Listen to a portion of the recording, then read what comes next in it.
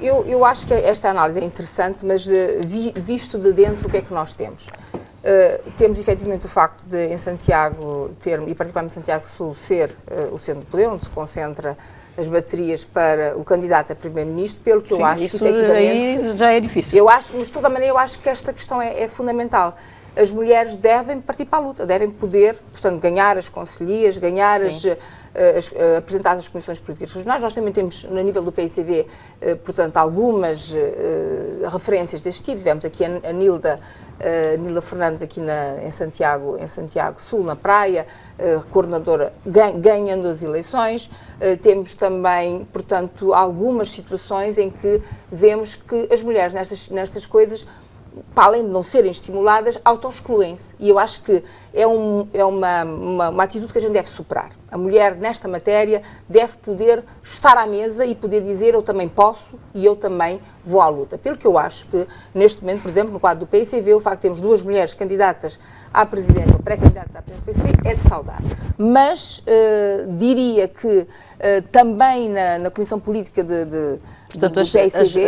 as 2 mulheres pré-candidatas é certo. E estão confirmadas, até agora não se ouviu dizer que não está certo. Okay. Portanto, eu acho que é de saudar e mostra que efetivamente o caminho é esse, é de se apresentar, não ter receio de se apresentar às eleições, não é?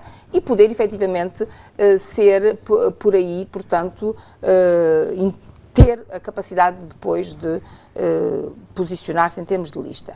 Mas devo dizer que também aí temos um percurso que deve ser valorizado. Eu lembro-me que quando em 90 debati com Jacinto Santos na abertura política, o primeiro debate que se fez na rádio entre os 2 partidos, no dia seguinte ouvia coisas como atrevimento da mulher a discutir política. Isto é 91. Portanto, eu acho que não devemos ser tão, digamos, exigentes neste percurso, porque foi algo que se foi ganhando com o tempo e estamos em momentos de dar o salto, com certeza. Acho que esta análise é interessante, mas temos que nos lembrar disso. Eu digo-vos que eu fiquei, de facto, surpreendida quando tive esses comentários. Atrevimento a discutir política. Em 91. Não, mas já tive também esta percepção quando, na Comissão Política do PICV, eu sou a primeira mulher a entrar para a Comissão Política do PICV. Isso em que ano? Em 90, nos inícios de 90, quando havia muitas mulheres. Eu falo das mulheres que se destacaram, uma Dori, uma Lilica Boal, uma Georgina Melo, uma Elsestina Tolentino, que podiam estar também já dirigentes. Portanto, há as duas coisas. Há a necessidade de estimular, mas há a necessidade de a gente não se auto-excluir, dizer que estamos à mesa e temos também o direito de combater. Portanto, não devemos fazer o percurso, mas devemos também tomar outras atitudes e aceitar os desafios, nomeadamente eleitorais. Sem isso não se vai lá, porque não há nada dado de bandeja, com certeza. Não, eu penso que, quer dizer, houve uma evolução e a própria sociedade cabo-verdiana já vê com mais naturalidade a presença das mulheres na política. Mas eu queria fazer uma questão que também é uma crítica sobre as leis que nós temos, inclusive a VBG e outras. Há alguma observação que diz que essas leis acontecem mais por pressão de entidades internacionais do que por pressão da nossa própria sociedade? Bom, nós se formos ver a nossa sociedade pressiona pouco, não é só relativamente a questões de género, mas relativamente a quase tudo, a nossa sociedade é às vezes um pouco passiva. E isso faz com que muitas das leis que nós temos não sejam tão efetivas e colocadas na prática? Não, eu penso que a VBG é uma lei efetiva e que se deve fazer um esforço para que se implemente e se avance com a lei. Portanto, isso foi algo de positivo e penso que é também de se saudar esse casamento entre o interesse da sociedade na altura, o trabalho que as mulheres parlamentares fizeram com o ICEG, com a AMJ, a Morábia, a MCV, etc., as organizações internacionais, a Embaixada dos Estados Unidos da América, claro, as Nações Unidas, etc. Eu penso que também nós não podemos ter receio disso. Assumir a pressão. Sim, e se aquilo que a comunidade internacional está a defender vai ao encontro do que nós estamos interessados também, é algo que podemos fazer e avançar e não ter nenhum receio. Eu acho que nessa matéria se pode dizer que Cabo Verde nessa matéria sempre esteve à frente. Nós, quando ratificamos a CEDAW, nós já tínhamos maior parte daqueles princípios estabelecidos na Constituição. A igualdade no Código Civil, o acabar com, portanto, a discriminação de acesso em certa... Nós já fizemos antes da CEDAW. Portanto, acho que, de facto, a comunidade internacional, portanto, ajuda a fazer avançar, mas Impulsiona. existe um movimento da sociedade cabo-verdiana nessa direção. Nós tivemos, fruto da luta das mulheres também, portanto, que fizeram coisas magníficas depois da independência. Nós vemos tudo o que fizemos em matéria de PMIPF, de direitos de saúde sexual e reprodutiva, foi ganho também por força destas mulheres que estão anónimas neste momento, mas que tiveram um papel importante e anteciparam nessa matéria, eu gosto de dizer isso, as próprias convenções internacionais. Portanto, eu acho que há aqui uma dinâmica da sociedade cabo-verdiana também nessa direção. Eurice Monteiro. Ainda sobre essa questão, Margarida, há de facto essa pressão da comunidade internacional e eu, se calhar, acabo por não privilegiar a pressão da comunidade internacional, mas pontuar aqui a fraca mobilização da nossa sociedade civil, inclusive as organizações de mulheres. Nós já tivemos outros momentos em que as organizações das mulheres, a organização na altura, a OMCV, primeiramente a comissão organizadora da OMCV, que acabaram por arrastar, de certa forma, pressionar o partido de então, a adotar políticas mais favoráveis e políticas no sentido da remoção da discriminação da mulher, da família, das crianças.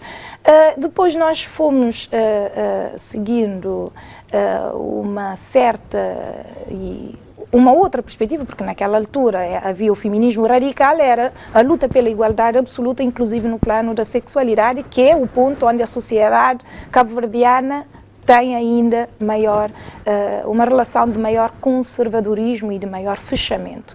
Portanto, hoje, o que até me faz sentir alguma vergonha é a forma como, por vezes, nós e muitas vezes as pessoas que estão à frente de instituições de género ou que estão a representar cargos políticos, têm receios em enfrentarem outras pessoas que também exercem poder, no sentido de mudar certas coisas. Para mim, por exemplo, é um bocadinho complexo, é um bocadinho problemático encarar aquela medida de expulsão das alunas grávidas sem sentir um certo embaraço, sobretudo porque no momento em que a lei introduzida pelo então ministro Vítor Borges foi introduzida numa fase em que já havia mulheres com poder e mulheres com protagonismo no governo, e depois a lei manteve-se, aquele despacho. Sim, era lei, exato, o despacho manteve-se, mesmo com a passagem de duas mulheres, foi introduzida por um homem, mas duas mulheres passaram pela pasta da educação. Deixa-me só terminar aqui. Mas eu queria terminar aqui, eu queria só introduzir aqui, porque aquela medida é uma coisa que tem que ser debatida, mas eu queria terminar só aquela medida. O meu problema não é, eu não sou a favor de grávidas nas escolas, eu não sou a favor disso, mas um problema complexo exige uma resposta, em termos de respostas políticas, públicas, tem que existir uma resposta que seja eficaz e não uma resposta, um tipo de resposta política linear. Tem que ser algo mais complexo, por forma a não excluir, sobretudo, uma faixa social que depois vai contribuir para o quê? Para a reprodução das empregadas domésticas. Não é que eu também esteja contra as empregadas domésticas, mas essa juventude que sai das escolas vão, sobretudo, aumentar a categoria das mulheres em situações mais precárias. Portanto, é aqui também que se deve colocar ênfase, não apenas na moralização do espaço da escola, mas nas oportunidades concretas. O que é a educação em Cabo Verde? A educação é a principal ferramenta de mobilidade social, sobretudo para as mulheres. E porquê? Porque há aqui uma grande contradição, repare, porque antes da medida que não era de expulsão, era de suspensão, e eu vou-lhe dizer qual é o insight. Foi a única vez que o Conselho de Ministros, e como bem sabem, eu estou a seguir esta maioria no Governo desde 2001, votou. E e esse voto teve, efetivamente, até homens ministros. Mas não se tratava de expulsar. E o interessante é que as pessoas que se levantaram contra a medida de suspensão não se tinham preocupado com a sorte dessas meninas que antes perdiam-se, de facto, para o sistema escolar, porque não havia nenhuma medida. A medida era, na sua origem, suspender para permitir voltar a inscrever-se. Porque o que é que acontecia antes? Engravidavam e perdiam-se para o sistema escolar. Era o que acontecia. Perdiam-se para o sistema escolar e nessa altura não se ouviu as pessoas a falarem de perderem-se para serem empregados domésticos. Esta era a solução. Deixa-me terminar isto porque eu acho que é interessante.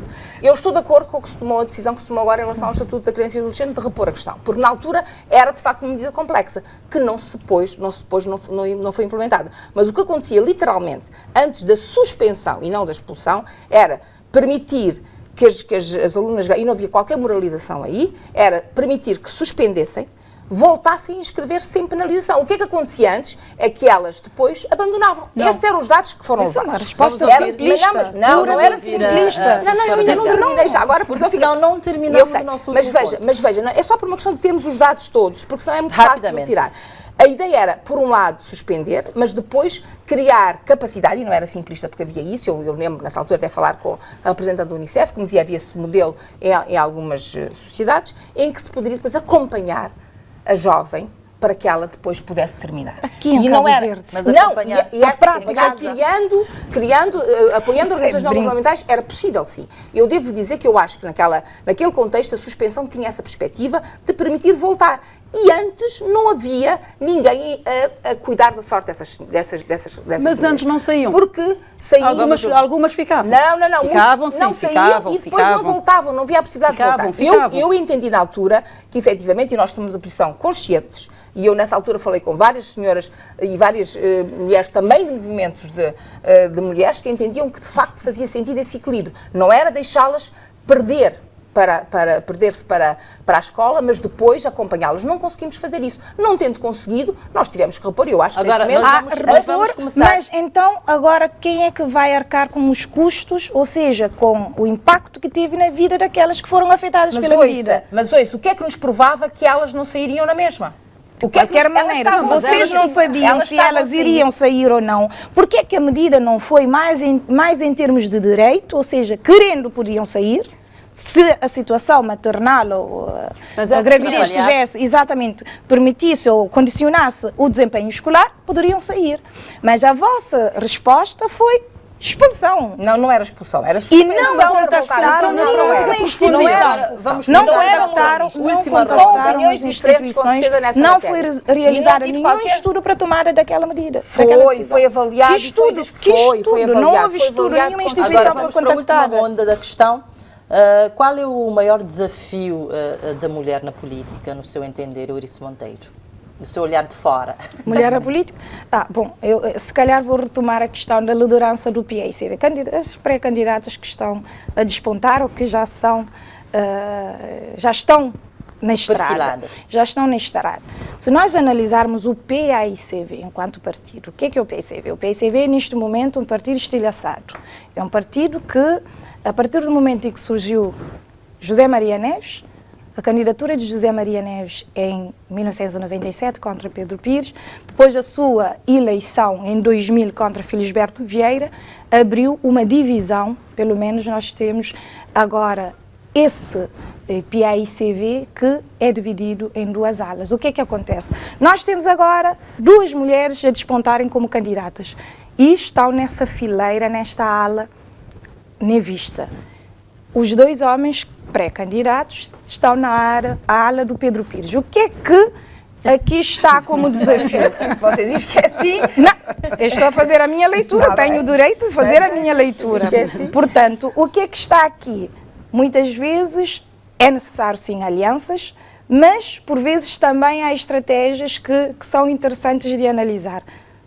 Caso uma mulher for eleita, estará, ou, no caso Felisberto Vieira ou o Júlio Correia ganharem, a vitória de Júlio Correia ou de Felisberto Vieira poderá pôr em causa a sobrevivência política de José Maria Neves noutros momentos. A eleição de mulheres poderá garantir a continuidade, a ressurreição num outro momento. Portanto, nós temos aqui também estratégias de homens por detrás das mulheres, de mulheres que ficaram à sombra de homens e de homens que depois querem ficar por detrás das mulheres. Então, há lógicas complexas e o principal desafio em relação à política, suponho eu, que poderá passar pela questão de uma participação livre, autónoma e independente, embora seja necessário estabelecer alianças. As mulheres têm que evitar, sobretudo, trata-se do poder, ok. há essa lógica competitiva. Há a necessidade também do mérito, há a necessidade de ir à luta. Muitas vezes as mulheres, quando ficam na defensiva, é como no jogo de futebol. O jogador que estiver na defensiva tem menores probabilidades de marcar o golo, o tal golo. O que for ao ataque, estiver como avançar, a probabilidade é sempre maior. Então, nós temos essas relações que poderão ser complexas e o poder, a luta pelo poder em Cabo Verde não pode ser analisada fora dessa teia, dessa complexidade que é E para si o esse poder. é o grande desafio que A autonomia das mulheres, a Exato. autonomia psicológica, a autonomia financeira, todo tipo de autonomia, mas a autonomia, o pensamento livre, etc., tudo isso. Bom, Cristina Fontes. eu lamento não acompanhar este raciocínio, porque efetivamente eu acho que é de facto passar esta mensagem que as mulheres estão ao colo e estão, digamos, com muletas. E isso não abonará no sentido de que a mulher pode assumir-se plenamente com as suas ideias. Eu acho que as trajetórias que nós temos no PICV, tivemos de facto em algum momento este desafio, como referiu aqui, em 97, entre Pedro Pires e José Maria Neves, e foi um momento de vitalização. Nós temos, felizmente, conseguido ter desafios, ter disputas, tirando eventualmente agora nas presidenciais, em que de facto não se, portanto, as coisas não funcionaram bem, mas nós temos tido a capacidade de ter desafios e ganhar, portanto, em termos de vitalidade. Foi claramente o que aconteceu na disputa Pedro Pires e José Maria Neves, e depois, portanto, conseguimos conquistar e, digamos, até, eu diria, mobilizar um eleitorado que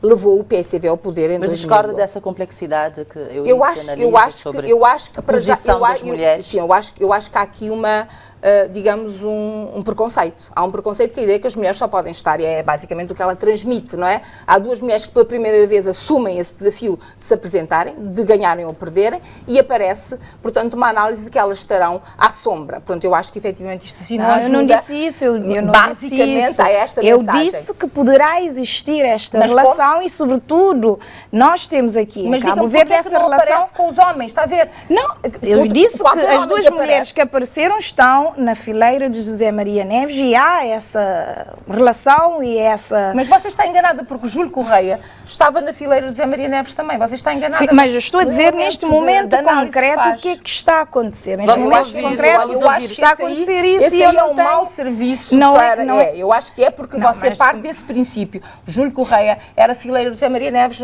a quando da disputa, portanto está enganada. Mas... E o Júlio Correia então está à sombra de quê? Espero bem que eu esteja enganada. Não, estará nesse... Gostaria de estar enganada. Repara que está nesse caso. Mas nas presidenciais não estava, não é? Não, mas ele está a falar de Pedro Pires. Ela está a falar de Pedro Pires. Eu estou a referir neste momento o que é que está a acontecer, sobretudo a crispação que aumentou com as presidenciais de 2011. Agora, eu apenas estou a fazer a minha análise. Delgado sobre esta não tenho nada a ver com o tipo de questão que eu não estou de acordo com a sua análise é que pode passar esta mensagem. Eu lamento, mas pode passar esta mensagem. Aparecem mulheres, mas estão à sombra.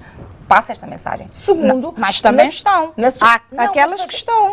Há aquelas que permaneceram à sombra, a dificuldade de sair da sombra acaba por condicionar... Mas olha o que eu lhe disse há bocado. Eu até lhe disse que acho que as mulheres têm que ter a capacidade de se, digamos, sentar à mesa e dizer eu vou-me bater para estar presente. E quando se faz isto, diz que está à sombra. Porque o que acontece sempre... É o que está a acontecer? Eu acho que neste momento está-se claramente a dizer temos autonomia e podemos fazer. Só o facto de fazermos, eu acho que deveria ser estimulado. O nosso tempo já acabou. Pois. Agora vamos ouvir. É só nisso que eu estou de acordo consigo. Sobre os grandes desafios ainda que a mulher... Bom, uma participação na política de qualidade, uma participação efetiva e que, de facto, as mulheres sejam capazes de ir à luta. De se candidatarem para os diferentes cargos, primeiro a nível dos partidos, porque para avançarem para outros voos terão que primeiro candidatar-se a nível dos partidos. Desde os órgãos conselheiros até uma candidatura, de facto, à liderança do partido. Eu só queria deixar mais uma preocupação, que é o facto, eu tive o cuidado de ir ver as comissões especializadas do Parlamento. E é estranho que quer dizer, há apenas uma mulher presidente da Comissão Especializada. Também é uma coisa estranha. Claro. Porque as mulheres que estão no Parlamento têm todas as condições para estarem à frente de uma comissão especializada e há apenas a Comissão de Finanças, que é presidida, e Orçamento, que é presidida por uma mulher. As outras são todas presididas por homens. E o PICV, que tem maior parte das lideranças parlamentares da comissão especializada, tem sempre homens à frente da comissão. E mais um cargo para as mulheres, líder parlamentar também. Mas, ó Filomena, é preciso não esquecer o que dissemos inicialmente. Nós, à partida, temos esse déficit das mulheres a participarem por causa da esfera pública e privada que não está também dividida como deve ser. Não, nas comissões especializadas não tem nada a ver, já estão lá. Já estão lá no Parlamento. Não, mas em todo o lado, quer dizer, esta questão da presença da mulher na política globalmente tem esse problema de, mesmo aquela que já está lá, ela tem o duplo fardo, com certeza. Não, mas não está na presença, há poucas mulheres presidentes porque os partidos políticos com assento parlamentar que devem indicar os presidentes não indicaram mulheres, indicaram homens. Mas, e também isso quer dizer que há desafios imensos também. Mas eu antes de terminar aqui queria deixar essa mensagem, porque muitas vezes nós temos o discurso de que, e sobretudo a sociedade também acaba por dizer que as mulheres estão empoderadas aqui em Cabo Verde, vendo para o topo, acabamos por perceber que as mulheres algumas mulheres alcançaram posições de poder, mas o desafio da base ainda é maior. As que estão no topo têm os seus desafios, mas a grande massa das mulheres cabo-verdianas de diversas regiões, com diversas trajetórias, os seus desafios são bem outros. Então aí também temos que começar a pensar nisso e começar a pensar em alianças estratégicas entre aquelas que estão no poder e aquelas que estão fora do poder. Essa aliança, ou seja, a prestação de contas, aquelas que estão no poder, aquelas que estão no poder têm que começar a prestar contas. O que é que estão a fazer para melhorar a situação das mulheres? A liderar políticas públicas que favoreçam a sociedade em si, mas também que tenham esse olhar na situação da mulher, a família, as crianças, muito mais etc. assuntos para debater, mas eu vi que alguns assuntos foram mais apaixonantes do que outros. Eu agradeço imensamente a vossa disponibilidade para debater esse assunto. Foi assim, hoje debatemos a participação da mulher na política em Cabo Verde, os desafios no março, mês da mulher, em que o programa presta uma homenagem especial à mulher. Boa noite, voltamos daqui a 15 dias com mais um tema. Até lá. Muito bem.